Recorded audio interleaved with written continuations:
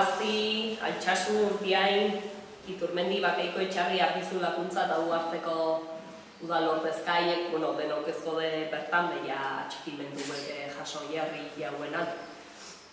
Eta planteatuta dau ekainean amarriako koiztinean aldeko manifa, orduen irakurketa atenko du, eta ia jendian imetzen den manifa. Sakanoko udal ordezkario gaixotasun larria dituzen 4 preso nafarrak eta gainontzeko euskal preso eriak berehala askatzea eskatzen dugu.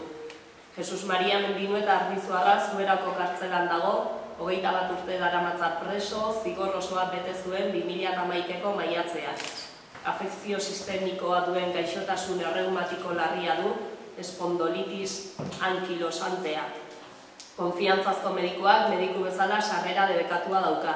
Bera, hartatzeko modu bakarra kristala tartean egiten den bisita izaten da. Behar bezalako mediku asistentziarik ez du jasotzen eta bere gaixotasunek eskatzen duten jarraipena ez da bermatzen. Ondorioz, gaur egun ez du dagokion tratamenturik jasotzen. Bestalde, hainbat mediku froga egiteko ditu aspaldian, murrizketak aitzakia presoaren ganako presioa areagotuz. Antzeko egoeretan daude Nafarroako beste 3 preso. Iñaki Hierro, Almeriako kartzelan dago eta 25 urte daramatza preso, bihotzeko arazo larria dauzka. Eguberrietan Almeriako ospitalean ingresaturik egon zen. Orain kartzelan dago berriz. Zigor osoa bete zuen 2010ko maiatzean. Iñaki Etxeberria, Topasko kartzelan dago, Salamankan, 16 urte daramatza preso, zenbait patologia eta hemorragiaren ondorioz, ikusmen galera handia du eta itxu gelditzeko arriskua ere bai. Josetxo Arizkuren, Alamako kartzelan dago, 13 urte daramatza preso, kardiopatia iskemikoa izanik bihotzeko arazoa ditu. Gaixori dauden presoak libre uzteko eskatzen dugu, behar bezalako tratamentua jar diezaieten jasaten dituzten gaitz larrietarako. Bestela, kartzelan jarraitzeak patologiak areagotu ditzake, hala gertatzen ari da dagoeneko. Horri gehitu behar zaio, etxetik 100 kilometrora daudela, espetxeko salbuespen erregimenean eta konfiantzako medikuek behar bezalako arreta emateko inolako aukerari gabe.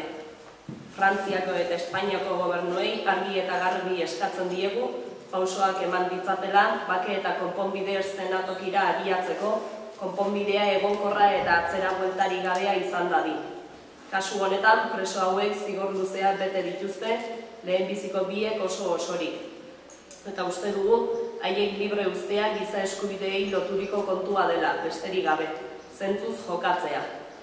Ordezkatzen ditugun udale, konpromiso argia dute giza eskubideen errespetuarekin eta bake eta konponketarako prozesuan aurrera egitearekin. Horregatik uste dugu euskal preso politikoen aurkako salbuespen neurriak indargabetzea ezinbestekoa dela.